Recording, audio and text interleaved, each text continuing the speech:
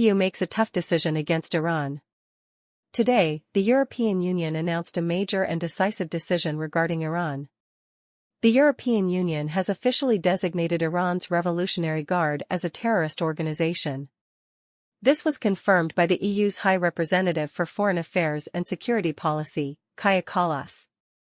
In a statement posted on X, she said, "Repression cannot go unanswered."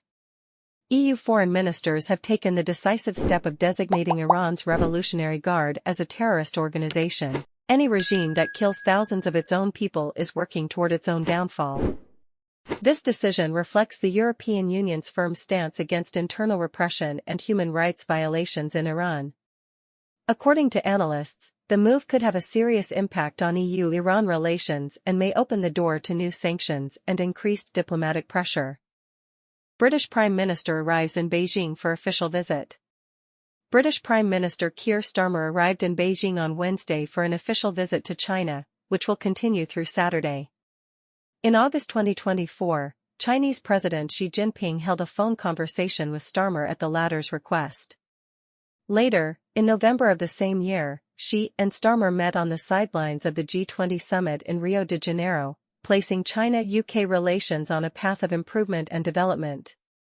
This visit marks the first visit by a British Prime Minister in 8 years. During the visit, President Xi Jinping is scheduled to meet with Starmer, Chinese Premier Li Qiang will hold talks with him, and China's top legislator Zhao Leji is also expected to meet the British Prime Minister.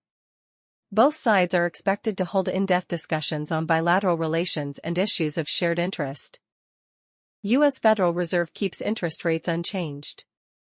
The U.S. Federal Reserve on Wednesday decided to keep its benchmark interest rate unchanged at a range of 3.5% to 3.75% during its first policy meeting of 2026. The decision comes after 3 consecutive interest rate cuts in the second half of 2025. In a statement, the Federal Open Market Committee, FOMC, said, available indicators suggest that economic activity has been expanding at a solid pace. Job gains have slowed, and the unemployment rate has shown signs of stabilization. Inflation remains somewhat elevated. Greenland tensions are a strategic wake-up call for Europe, Macron. French President Emmanuel Macron said escalating tensions with the United States over Greenland represent a strategic wake-up call for Europe as a whole. Speaking at a joint press conference in Paris with the leaders of Denmark and Greenland, Macron reaffirmed France's full solidarity with both Denmark and Greenland. Macron stated, "Recent events confirm that the situation in Greenland is a strategic wake-up call for Europe, in asserting European sovereignty, contributing to Arctic security, combating foreign interference and disinformation, addressing climate change, and strengthening partnerships for sustainable development." He added that France remains firmly committed to defending the principles of sovereignty and territorial integrity within the European Union and will continue to uphold these principles in line with the United Nations Charter. No talks under pressure, Iran responds to U.S. threats. Iran on Wednesday rejected the possibility of negotiations with the United States, following intensified rhetoric by U.S. President Donald Trump, who announced the deployment of additional U.S. naval forces to the Middle East. Iranian Foreign Minister Said Abbas Araghchi told the state-run IRNA news agency, "There can be no negotiations in an atmosphere dominated by threats. Diplomacy conducted through military pressure is neither effective nor useful." He added that if the United States seeks negotiations, it must abandon threats, excessive demands, and illogical issues. In a post on X, Araghchi said Iran is open to a new agreement on its nuclear program but would respond forcefully to any U.S. military action. Aircraft crash in India kills Deputy Chief Minister and 4 others.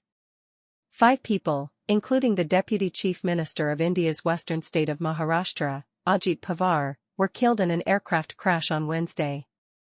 The small aircraft crashed while attempting to land at Baramti Airport in Pune district, approximately 249 kilometers southeast of Mumbai, the state capital.